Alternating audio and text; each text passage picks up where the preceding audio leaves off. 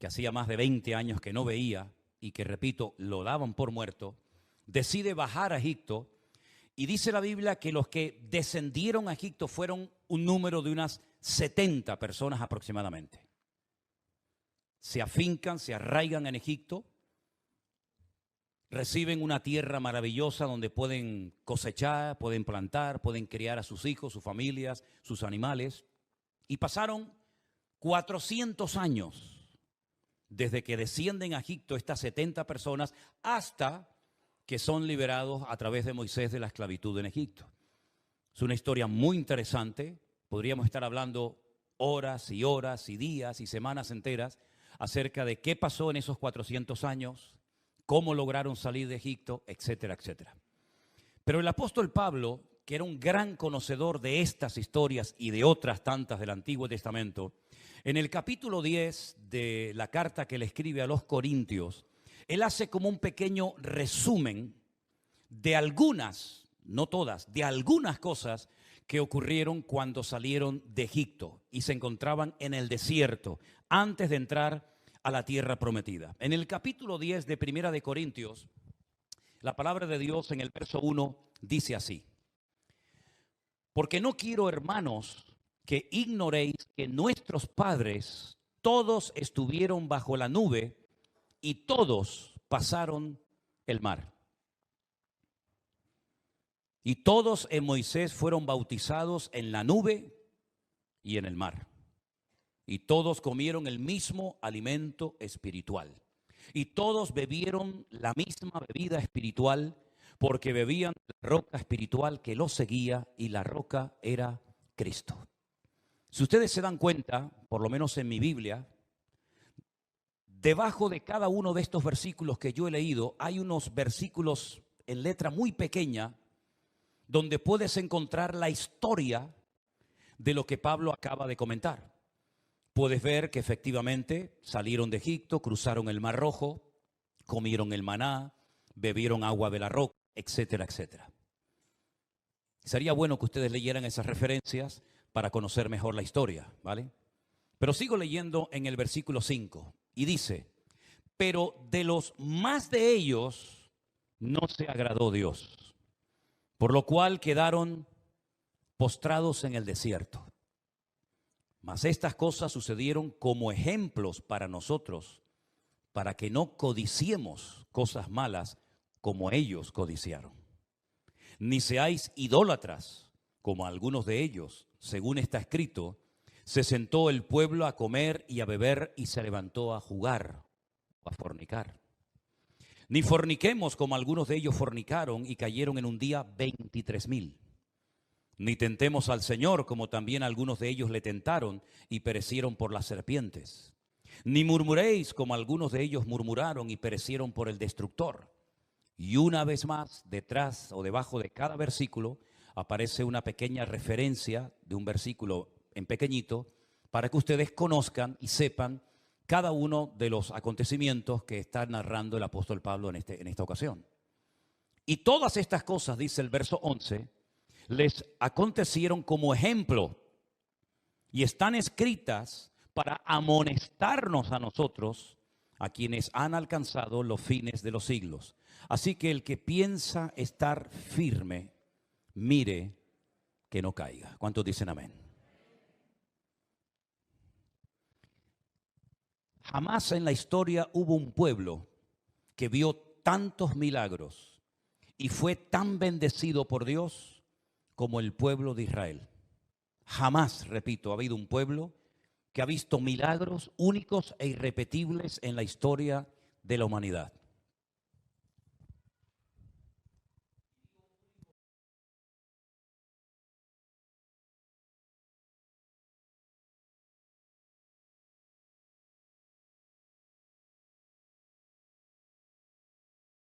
Volvió a ser a favor de nadie. Nunca Dios sacó a un pueblo, a una nación entera de la esclavitud para llevarlos a un país y dárselo como regalo. Jamás. Nunca Dios envió 10 plagas a un país que estaba oprimiendo a su pueblo Israel para demostrar su poder y su autoridad. Pero sí lo hizo por este pueblo. Nunca Dios abrió un mar para otro pueblo que no fuera el pueblo de Israel. Nunca jamás Dios mandó maná sobre ningún pueblo de la tierra, salvo para el pueblo de Israel. Nunca jamás salía agua de las rocas, salvo para el pueblo de Israel. Y así podríamos enumerar docenas y docenas de milagros y de experiencias impresionantes que esta gente experimentó. Sin embargo, estas experiencias parece que a ellos les sirvieron de muy poco o de prácticamente nada. Porque vemos que aunque salieron físicamente de Egipto, sus corazones nunca salieron de Egipto. Llegaron a echar de menos la comida, llegaron a echar de menos prácticamente la vida de esclavos que llevaron sus antepasados y ellos mismos en Egipto, y estaban constantemente quejándose, constantemente, hermanos, constantemente murmurando. Incluso llegaron en varias ocasiones a intentar apedrear a Moisés, aquel hombre tan bueno, aquel hombre tan fiel, que amaba tanto al pueblo de Israel y que les aguantó tantas cosas durante tantos años, hasta el punto que un día llegó y le dijo al Señor: Señor, quítame la vida porque yo no aguanto más. Yo no puedo soportar el peso, la carga de llevar a casi 2 millones de personas como el pastor principal de esta gente y llevarlos desde la esclavitud, atravesando el desierto y llevarlos a la tierra prometida. Había una nube que les daba sombra durante el día, los protegía, los cubría en el desierto. Y no solamente era como una especie de paraguas gigante que daba sombra al pueblo de Israel, sino que además esa nube se movía. Y dice que cuando la nube se movía, ellos lo único que tenían que hacer era seguir detrás de esa nube para saber a dónde tenían que dirigirse.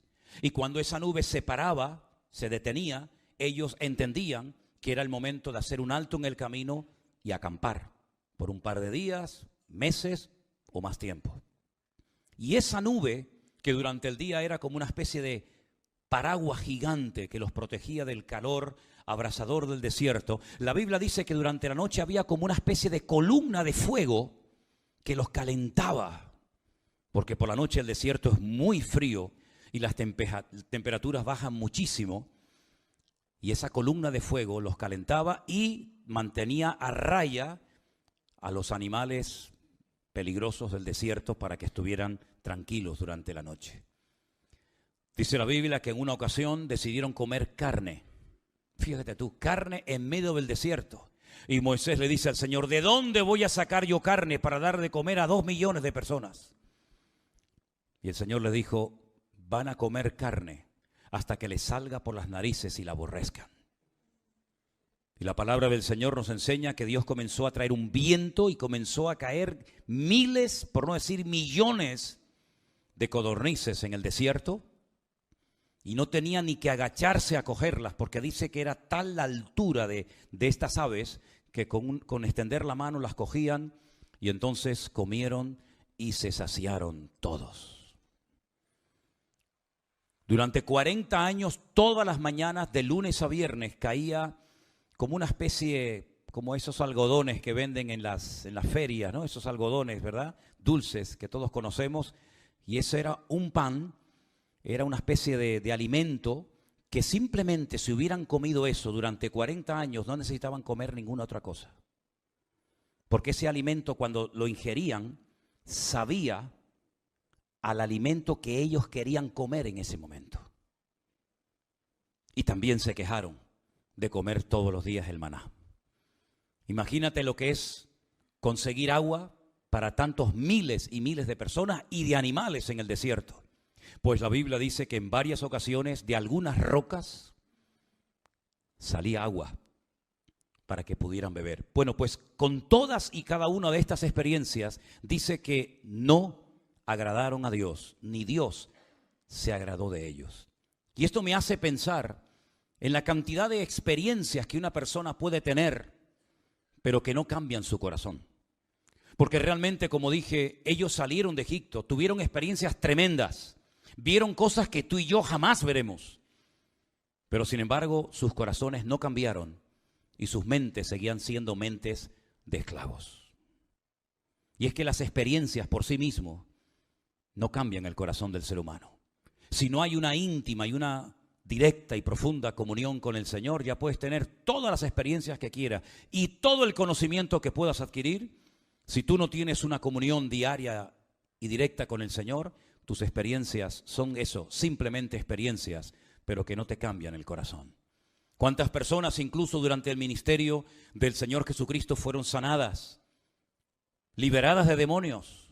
¿Cuántos leprosos fueron limpiados? ¿Cuántos muertos fueron resucitados? Y ninguno de ellos defendió al Señor Jesucristo el día que lo clavaban en una cruz, porque habían recibido tremendos milagros.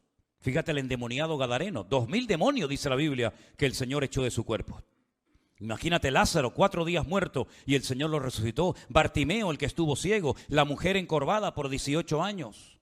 Los 10 leprosos que el Señor sanó, el ciego que le puso barro en sus ojos y fue a lavarse al estanque de Siloé, ¿verdad? Los que vieron el milagro de las bodas de Caná, 700 litros de agua convertidos en décimas de segundo en buen vino.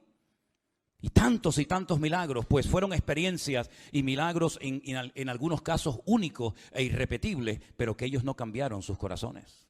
Incluso un día dice la Biblia que buscaban al Señor con ansia y el Señor le dijo: no me buscáis porque me queréis realmente a mí, me queréis amar y obedecer, sino que me buscáis por el pan que comisteis y os saciasteis. Así que aquí tenemos 4 experiencias tremendas. Fueron cubiertos con aquella nube, bebieron de aquella agua, de aquella roca, comieron el maná, etcétera, etcétera. Pero más adelante dice que se convirtieron en personas llenas de codicia, idólatras, fornicarios, que tentaron a Dios y murmuraron contra Dios y contra los responsables de su época. En otras palabras, gente muy privilegiada, gente muy bendecida, pero personas que nunca cambiaron en lo más profundo de sus corazones. Personas que necesitaban una regeneración de su alma, de su mente, pero nunca la experimentaron. Hasta el punto que dice la Biblia que el Señor dijo: no vais a entrar a la tierra que yo les tenía preparada para ustedes desde hace muchos siglos atrás. No vais a entrar. Os estáis todo el santo día quejando por lo que tienen, por lo que no tienen, por el agua, por la comida, por lo que sea. Y entonces no vais a entrar en la tierra prometida. Y perdieron una bendición histórica, perdieron una oportunidad maravillosa de poder empezar una vida nueva en un país virgen para ellos. Pero sin embargo el Señor dice: no vais a entrar. A mí lo que me llama la atención es que todos los seres humanos, por supuesto ellos también, y tú y yo también, tenemos una tendencia a algo o a cosas. Lo que se conoce como una predisposición. Hay gente que tiene una predisposición a la queja. Hay gente que tiene predisposición al desánimo, a la depresión. Hay gente que tiene una predisposición a todo acto de inmoralidad sexual. Hay gente que tiene una predisposición a la idolatría. Cada uno de nosotros tenemos tendencias, predisposición a algo. Y Satanás utiliza esa tendencia si no se la entregamos y se la rendimos a Cristo para dominar y controlar nuestras vidas. Bueno, el que mejor se conoce eres tú mismo. Pregúntate y examínate a sí mismo, como dice la Biblia que tenemos que hacer, para ver cuál es la tendencia, qué predisposición tú tienes. Porque ese es el área que tú tienes que trabajar y entregarle al Señor lo antes posible para que no seas una víctima, un esclavo de nada ni de nadie, sino que puedas mantenerte firme y vencer cualquier debilidad o predisposición que tenga tu alma y tu corazón. Alguien dijo en cierta ocasión que lo bueno y lo malo se fortalecen con la repetición. En otras palabras, cuanto más repitas un acto, cuanto más repitas una acción, más se va a arraigar a tu personalidad, más se va a arraigar a tu forma de ser. Si tú todos los días te acostumbras a levantarte temprano, llegará un momento en que no te costará levantarte temprano, porque ya has acostumbrado a tu vida a un horario. Es como si lo llevaras ya interno dentro de tu vida. Ya no hace falta ni que pongas despertador. Ya no hace falta de que nadie venga y te despierte, porque ya, aunque sea un día festivo, aunque sea un día en el que no tengas que ir a trabajar, ya tu cuerpo está preparado, digamos, está entrenado para levantarte habitualmente a una misma hora. O el que hace deporte, o el que come mucho, o el que come poco, o el que está todo el santo día con el móvil en la mano, con internet. Es decir, cada uno de nosotros fortalece sus áreas débiles y sus áreas fuertes con la repetición. Por eso es muy importante examinar qué tipo de hábitos tenemos. Porque si son hábitos sanos, si son costumbres buenas, bueno, gloria a Dios, fortalécelas. Y así de esa manera podrás agradar a Dios y podrás crecer y madurar y desarrollarte como persona y como hijo de Dios. Pero si son malos hábitos, malas costumbres, pues serás una víctima, tarde o temprano, vengas o no a la iglesia, leas o no la Biblia, serás una víctima de esa tendencia que tú mismo has fortalecido a causa de la cantidad de veces que la has practicado y la has llevado a práctica en tu vida. Dice la Biblia que Jesús iba a la sinagoga todos los días de reposo conforme a su costumbre. Luego hay costumbres sanas que tenemos que cultivar y mantener, y hay costumbres que sí o sí tenemos que desterrar de nuestras vidas para que podamos de esa manera ser libres y no dejarnos, ya digo, dominar por nada ni por nadie. Satanás sabe perfectamente cuáles son nuestras debilidades. Satanás sabe perfectamente cuáles son las áreas débiles de tu vida. Y aunque quieras ocultarlas, tarde o temprano saldrán a la luz.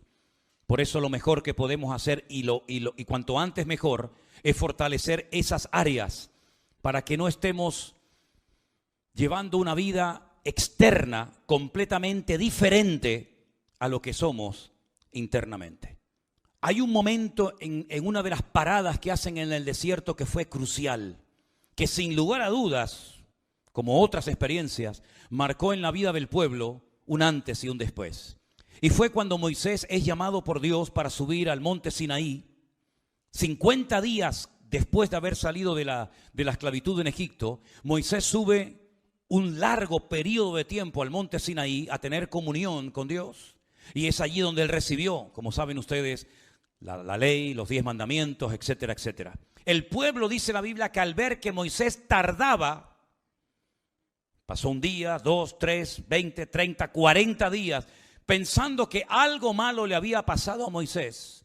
A nadie se le ocurrió subir al monte Sinaí y ver dónde estaba Moisés, si estaba vivo, si estaba muerto, si algo le había pasado. A nadie se le ocurrió, pero a la mayoría del pueblo se le ocurrió decir: volvamos a Egipto, volvamos a Egipto. ¿Qué hacemos aquí en el desierto? En vez de seguir hacia adelante, hacia la tierra prometida, decidieron dar marcha atrás.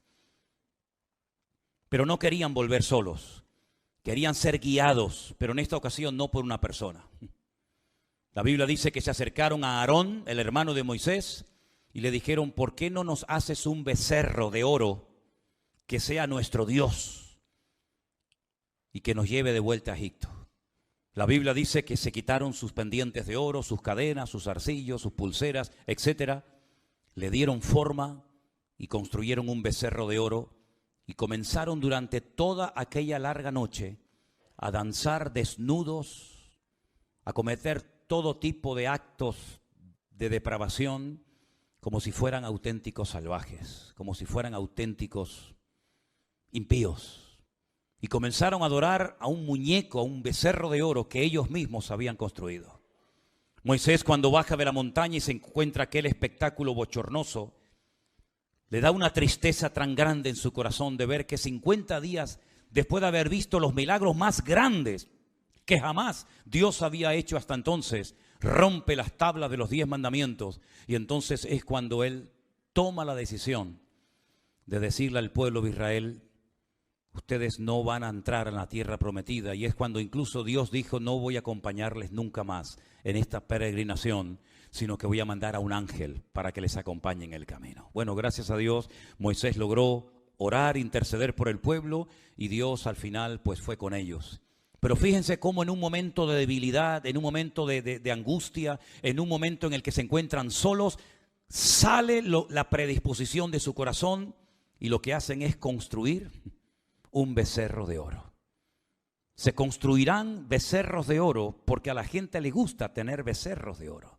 Y cuando hablo de becerros de oro, me refiero a ídolos, a cosas que a la gente en lo más profundo de su corazón les gusta tener, y terminan casi adorándolos. Hay gente que adoran las cosas que tienen. Hay gente que adoran su coche, su casa, su ropa, su teléfono. Incluso la peor idolatría de todos es la egolatría, que es el adorarse a uno mismo. Cuando la Biblia dice: al Señor tu Dios adorarás y a Él solo servirás. ¿Cuántos dicen amén?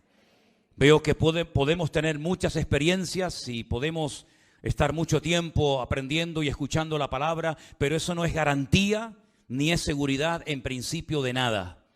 Porque en el momento en el que se quedaron solos, salió a la luz la tendencia, la predisposición de su corazón, que era nada más y nada menos que ser idólatras.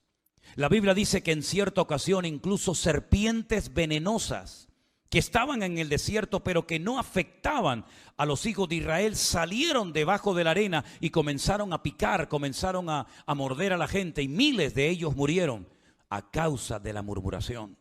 Es decir, nosotros somos los responsables de poder evitar ciertas y determinadas cosas que nos podrían hacer mucho daño espiritualmente hablando. Nuestra forma de hablar abre o cierra la bendición de Dios. Nuestra forma de comportarnos, nuestra actitud ante la vida. Es muy fácil echarle la culpa al clima, al gobierno, a la iglesia, a Dios, al pastor, al diablo. Es muy fácil siempre buscar una especie de chivo expiatorio, ¿verdad? Para justificar nuestro error, para justificar nuestro pecado o nuestra debilidad. Pero eso es una actitud infantil, totalmente infantil. Nuestra responsabilidad es decir, como aquellos grandes hombres de la Biblia, como por ejemplo Isaías, que dijo: ¡ay de mí!, ¿verdad? O como decía Pablo: miserable de mí. En otras palabras, nunca le echaban la culpa a los demás de sus debilidades, de sus pecados, sino que ellos se daban cuenta de que ellos tenían que luchar cada día contra sus pasiones y contra sus debilidades. Santiago, cuando habla de, por ejemplo, el profeta Elías, un tremendo hombre de Dios, dice que Elías era un hombre sujeto a pasiones semejantes a las nuestras. En otras palabras, ellos también tenían sus luchas personales. Ellos también tenían sus debilidades. Vemos que, por ejemplo, Elías entró en lo que sería hoy en día una especie de cuadro de depresión, de desánimo. Y le dijo al Señor: quítame la vida. Un hombre que recién acababa de ver cómo caía fuego de la presencia de Dios, pero sin embargo entró en una depresión tan profunda que se encerró, se metió dentro de una cueva y no quería seguir predicando, no quería seguir sirviendo a Dios. Pero es que lo mismo le pasó a Jeremías. Jeremías dijo: no voy a hablar más, no voy a predicar más. Encontramos a Juan el Bautista, que Jesús dijo acerca de él, que de los nacidos de mujer nunca hubo un hombre más grande que él. Pues él llegó incluso a dudar de si Cristo era o no era el verdadero Mesías. Cuando envía a 2 de sus últimos y más fieles discípulos y les dice: id y preguntarle si él es el que había de venir o esperaremos a otro. Vemos cómo Pedro negó a Jesús. Vemos cómo Tomás dudó de la resurrección del Maestro. Y podemos ir por todo lo largo y ancho de la Biblia y vemos que no hay nadie que se escape. No hay nadie que pueda decir: este hombre era perfecto, nunca pecó, nunca hizo nada. Todos tenían tendencia a algo o a alguien. Miren, por ejemplo, las debilidades de David. Sí, un tremendo varón de Dios, pero con unas debilidades tremendas. Miren, por ejemplo, las debilidades de Salomón. Un hombre con una sabiduría espectacular. Escribió miles de canciones, escribió libros enteros de la Biblia, pero sus debilidades le pasaron una factura muy elevada. Vean las debilidades de Sansón, un hombre con una fuerza, con una unción de Dios tremenda, pero tenía sus tremendas debilidades, que por cierto, al no entregarlas al Señor, terminaron derrotando y destruyendo su vida. Y así podríamos hacer un análisis del pueblo de Israel, de los hombres de Dios, tanto del Antiguo como del Nuevo Testamento, y llegamos a la conclusión de que todos nosotros necesitamos vivir lo más cerca del corazón de Dios posible, y más en esta hora de la historia. Amén, hermanos. ¿Cómo es posible que fueran gente codiciosa, que fueran gente idólatra, fornicarios, murmuradores, después de haber visto semejantes experiencias, después de haber vivido semejantes milagros? Pues esa era la cruda realidad, hermanos. Habían pasado el Mar Rojo, pero sus corazones no habían cambiado. Habían comido del maná, habían bebido del agua de la roca, pero sin embargo seguían siendo esclavos espiritualmente hablando. Y el apóstol Pablo dice que todo esto que él está contando aquí, todo esto que él está relatando en el versículo 6, dice: todo esto sucedió como ejemplo para nosotros. Saben que en la Biblia hay 2 tipos de ejemplos: ejemplos a imitar y ejemplos a no imitar. Ejemplos buenos y ejemplos malos. Nuevamente vuelve a utilizar la misma expresión en el verso número 11. Y todas estas cosas les acontecieron como ejemplos y están escritas para amonestarnos a nosotros, quienes hemos alcanzado los fines del siglo. Ahora, si a alguien aquí se le ocurre pensar o decir, bueno, esto fue a ellos, esto fue a esa gente, esos pecados terribles que cometieron, bueno, ellos eran así, eran gente, digamos, murmuradora, gente que estaba todo el santo día quejándose, pero a mí no me va a pasar nada de esto. ¿No? ¿Seguro? Pues dice la Biblia en el verso 17, el que piensa estar firme, mire que no caiga. Si tú piensas estar firme y te crees más sabio y más fuerte que todos, ten cuidado porque, como dice el refrán, dime de qué presumes y te diré de qué careces. Por lo tanto, no podemos vivir de glorias pasadas, ni de deseos de hacer las cosas bien, decentemente y con orden, sino de realidades. ¿Y cuál es la realidad de tu vida en este momento, hermana? ¿Cuál es tu realidad en este momento, mi querido amigo? Y no vale eso de decir, bueno, yo soy cristiano, evangélico, católico, eso no, yo no te estoy preguntando eso. No vale eso de decir, bueno, pero yo ya he aprendido mucho en la vida y como he sufrido tanto y he pasado momentos tan duros, pues no voy a volver a repetir la historia. ¿Seguro? Yo he dicho en muchas ocasiones que gracias a Dios que nosotros no vivimos en los tiempos de la Biblia. ¿Saben por qué digo esto? Porque nosotros encontramos los pecados de David, encontramos los pecados, por ejemplo, de Pedro y de otros personajes de la Biblia. Pero si nosotros hubiéramos vivido en el tiempo de la Biblia, ¿tú crees que tu nombre no hubiera aparecido? ¿Tú crees que a lo mejor tú no hubieras negado al Señor o dudado de su resurrección? ¿No hubiera tal vez aparecido tu nombre en vez del nombre de David por el pecado que cometió? ¿Hubiera aparecido el tuyo o el mío? ¿Crees que nosotros lo hubiéramos hecho mejor que David, José, Daniel, Abraham, Moisés, Salomón, Pablo, Pedro, Santiago, Tomás, Judas? ¿Crees que nosotros hubiéramos vivido un cristianismo más profundo que el que ellos vivieron en aquel tiempo? Lo dudo muchísimo. Porque muchas veces en nuestra vida hay, digamos, genuinos deseos de hacer las cosas bien, pero a veces la realidad es completamente diferente. Y me voy a remitir a un ejemplo. Yo me acuerdo, y es una fecha que tengo, como he dicho muchas veces, grabada a fuego en mi corazón y nunca jamás la podré olvidar. Y es el mes de marzo del 2020, cuando se tuvo que cerrar la iglesia y no podíamos reunirnos aquí, como por ejemplo lo estamos haciendo en esta tarde, que teníamos que retransmitir los cultos a puerta cerrada y no había nadie a quien predicarle, pero igualmente hacíamos las reuniones y predicábamos y cantábamos y hacíamos pues lo mejor que podíamos. Yo me acuerdo que en aquel grupo de chat, ¿se acuerda de WhatsApp, el chat aquel que teníamos, donde estábamos toda la mañana con concursos bíblicos y con preguntas y con respuestas y a veces también hacían obras de teatro y aquel famoso eslogan de prohibido quejarse, etcétera, etcétera, y cuando nos aprendimos el Salmo 91 de memoria, ¿verdad? ¿Se acuerdan? Yo me acuerdo cuando por fin, después de mucho tiempo, se pudo comenzar a permitirle a la gente venir a la iglesia, que no podía venir todo el mundo, que teníamos que guardar unas separaciones tremendas entre silla y silla, y se publicaban en ese grupo de WhatsApp que tenemos en la iglesia las listas de los que podían venir al culto y de los que no podían venir al culto. Y algunos se enfadaban y algunos decían, ¿por qué no me han apuntado a mí? Yo quería ir al culto este domingo, sí, pero resulta que este domingo le toca venir a esta familia y no a esta o a este hermano y a la otra hermana sí o no. Incluso me acuerdo que algunos dijeron, porque a mí, gracias a Dios, de momento la memoria no me ha fallado. Cuando se abra la iglesia, no me perderé ningún culto. Eso se dijo aquí y yo lo escuché. No me perderé ningún culto. Incluso vi gente que cuando por fin podíamos reunirnos casi todos, algunos lloraban de la emoción después de meses de no haber podido congregarnos y de vernos.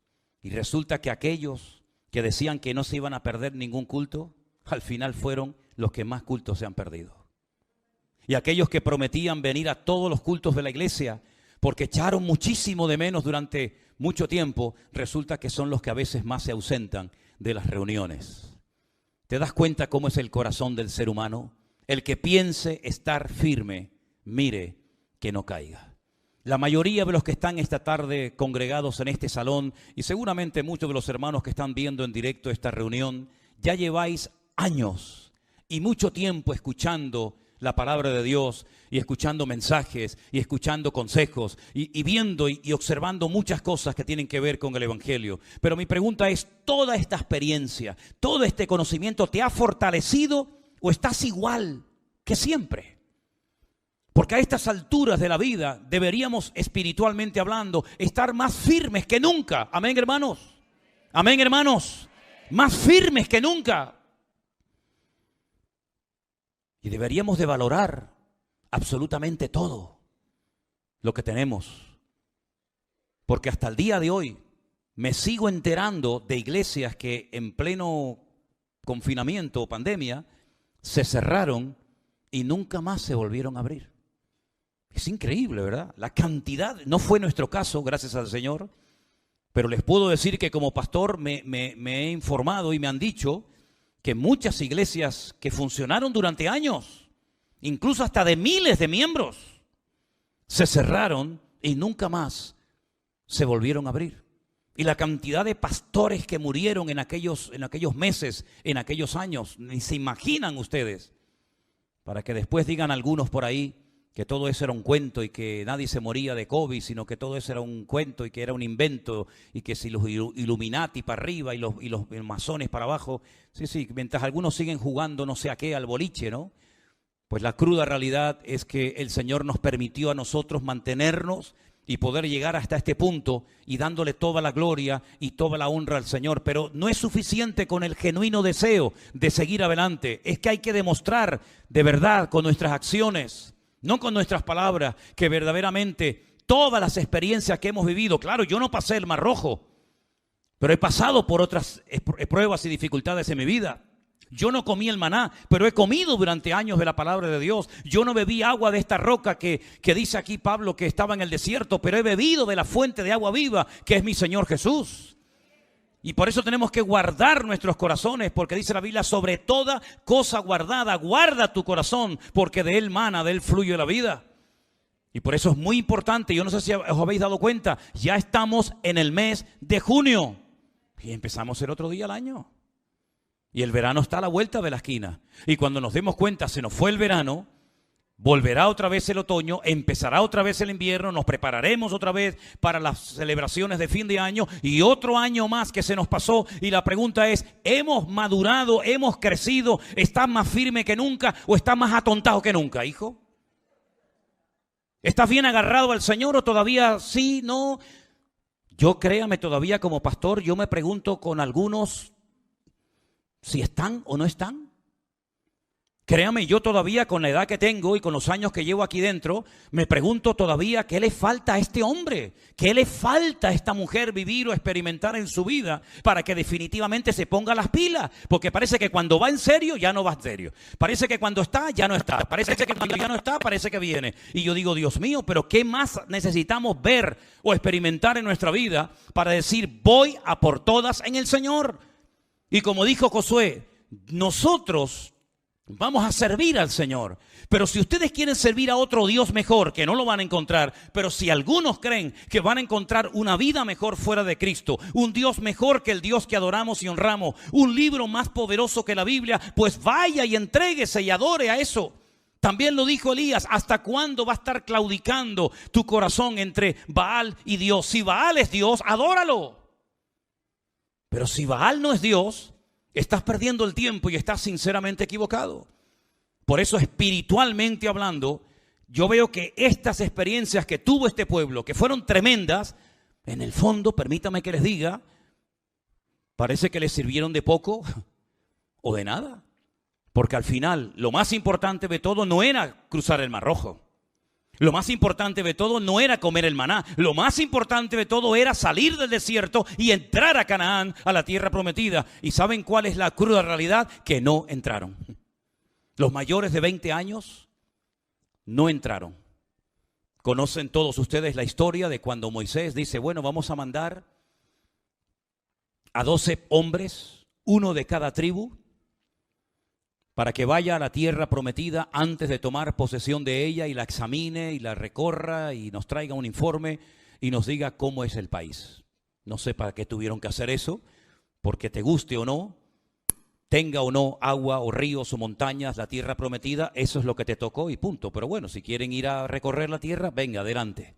Mandaron a 12 hombres, que no es la palabra espías la que aparece en el texto original, sino es la palabra exploradores. Turistas, vayan a recorrer la tierra. Diríamos hoy en día, saquen un buen reportaje fotográfico, saquen una película, saquen un vídeo e informen después de 40 días al pueblo. Claro, imagínate durante esos 40 días la expectativa, la ilusión, las ganas que tenían aquellos niños, aquellos jóvenes, las familias enteras de esperar que vinieran estos hombres. Bueno, finalmente vienen. Toda la gente sale de sus tiendas de campaña y dicen, a ver, cuéntenos, ¿cómo es el país? 10 de ellos, saben la historia, ¿verdad? Solamente se la recuerdo. 10 de ellos dijeron, la tierra está llena de gigantes, gente de una estatura tremenda. Nosotros parecíamos como langostas en comparación con ellos.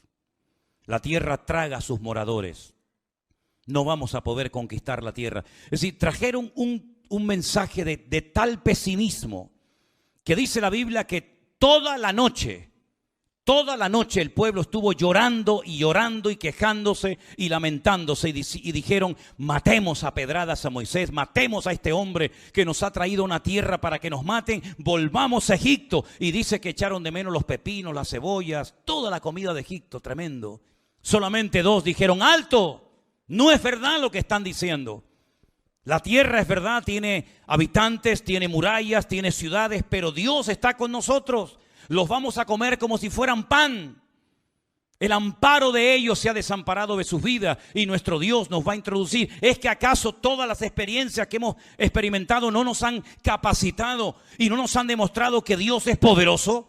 ¿No era poderoso el faraón? ¿Dónde está el faraón? No está, ya desapareció. ¿No era poderoso Egipto con toda su opresión? ¿Dónde está Egipto? Totalmente destruido. Cruzamos el Mar Rojo, vimos la gloria del Señor. Ese mismo Dios nos va a introducir en la tierra prometida. Bueno, no le hicieron caso. Como dije el otro día, no siempre la verdad es popular. Y no siempre lo popular es verdad.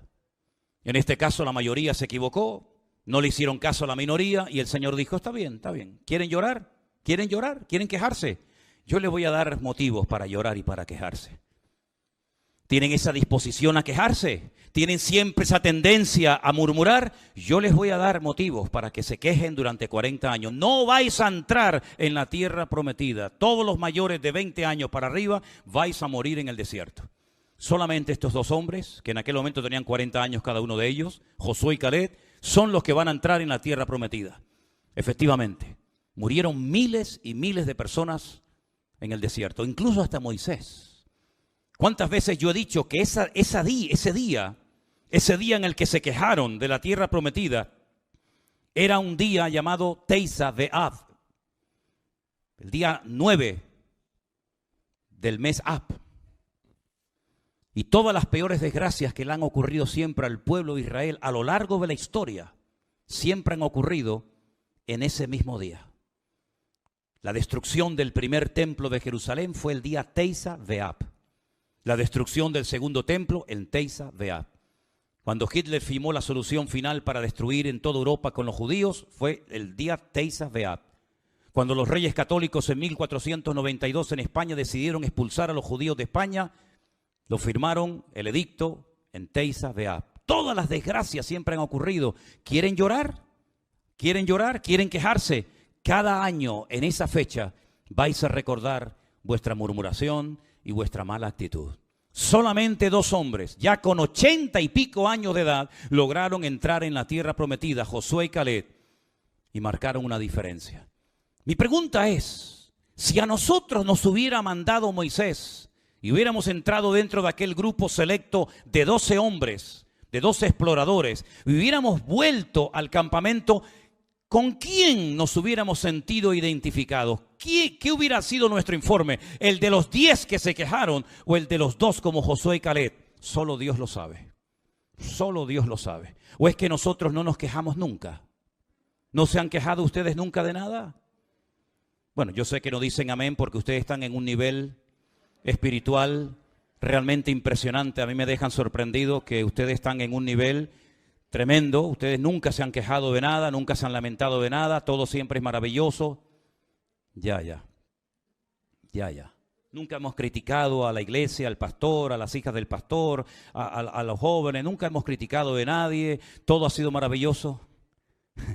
Ya.